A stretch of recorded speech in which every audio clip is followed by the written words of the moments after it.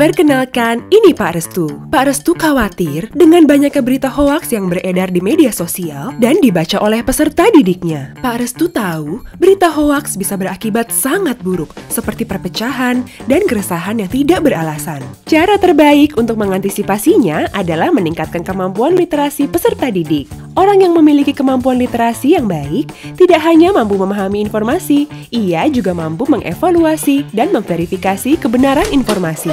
Selamat siang anak-anak. Apa kabarnya hari ini? Baik. Kelas dimulai dengan Pak Restu memberikan pertanyaan pemantik. Pada kesempatan kali ini kita akan belajar tentang mengidentifikasi informasi dalam teks berita. Pak Restu akan mengawali dengan sebuah pertanyaan. Berita apa yang sedang viral akhir-akhir ini? Dan dari mana kalian mendapatkannya? Silakan acungkan tangan. Silakan Yunda. Ada makhluk mirip Putri Duyung muncul di pantai utara Jawa, Pak. Wow. Putri Duyung. Selanjutnya? Saya, Pak. Ya. Yang tadi saya forward di grup, Pak. Katanya, Pak, kiamat tahun depan, Pak. Ibu saya share di grup keluarga. Kiamat tahun depan. Berikutnya, silakan Fatan. Berita media sosial mau ditutup, Pak. Ini banyak jadi obrolan deh di mana-mana. Tapi nggak tahu deh dari mana. Media sosial ditutup. Selanjutnya anak-anak. Saya, silakan Pak. Tayang. Ibu saya heboh, Pak. Katanya panci aluminium itu berbahaya untuk kesehatan. Emang ya? Nggak tahu deh. Panci berbahaya ya. Terakhir anak-anak. Saya, Pak. Ya, Nadif.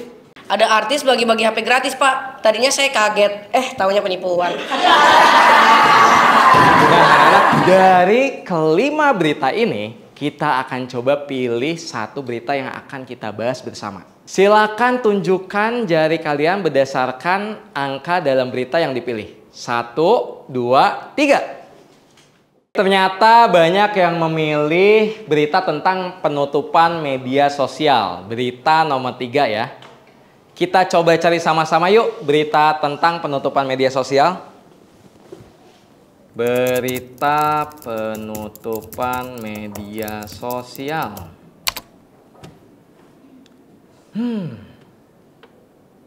Apa kalian percaya dengan berita ini?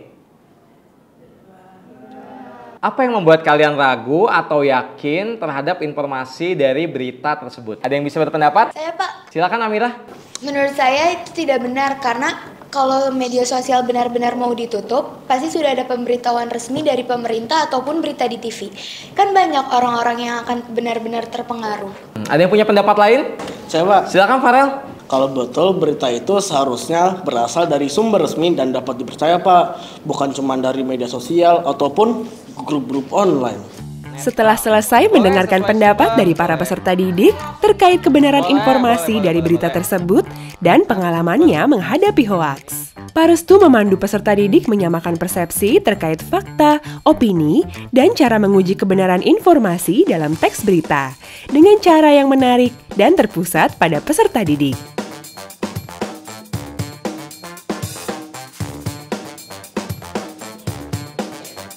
Baik. Jadi paham ya cara membedakan fakta dan opini serta cara menguji kebenaran informasi. Setelah memastikan peserta didik paham, tentu saja praktik menganalisis teks langsung diterapkan oleh Pak Restu di kelas. Peserta didik diminta untuk mencari sebuah berita yang berkaitan dengan topik yang ditentukan. Setelah itu, peserta didik diminta untuk membaca dan menganalisis berita yang telah ditemukannya. Pak Restu juga sudah menyiapkan lembar kerja untuk membantu peserta didik menganalisis berita tersebut. Hasil analisis kalian dalam lembar kerja yang Pak Restu bagikan. Ketika mengerjakan tugas, peserta didik dipersilahkan menggunakan gawai masing-masing untuk mencari sumber relevan secara mandiri. Oh, pernyataannya harus kita cek nih kebenarannya. Sebentar, aku cari internet dulu ya. Tapi kayaknya aku pernah dengar di berita deh. Gimana kalau kita cek di situs yang terpercaya? Misalnya Kementerian Kesehatan. Boleh tuh, biar tambah yakin kan sama informasinya.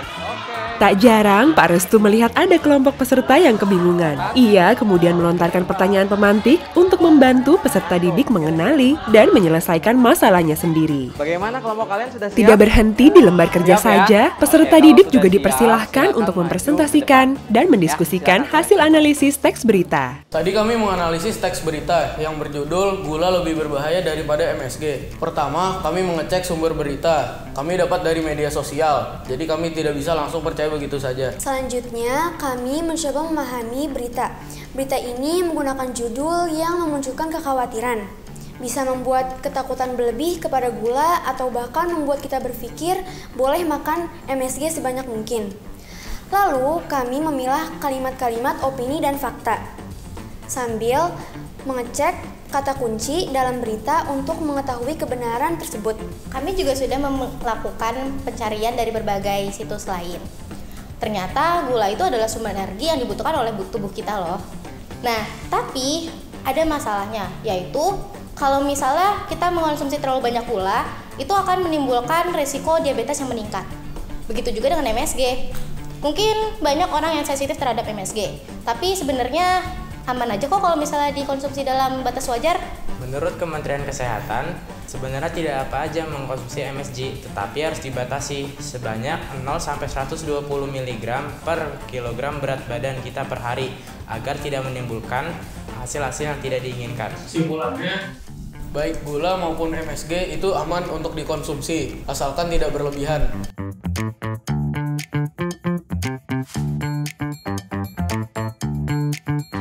Kelas ditutup dengan refleksi. Peserta didik diberi kesempatan menyampaikan kendala yang dihadapi selama pembelajaran dan mempersilahkan peserta didik lain memberikan solusinya.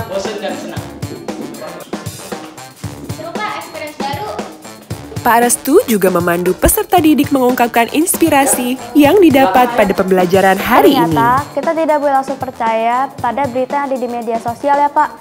Banyak berita yang terlihat benar, tapi fakta tidak seperti itu. Kita juga harus memastikan informasi yang kita baca berasal dari sumber resmi dan terpercaya.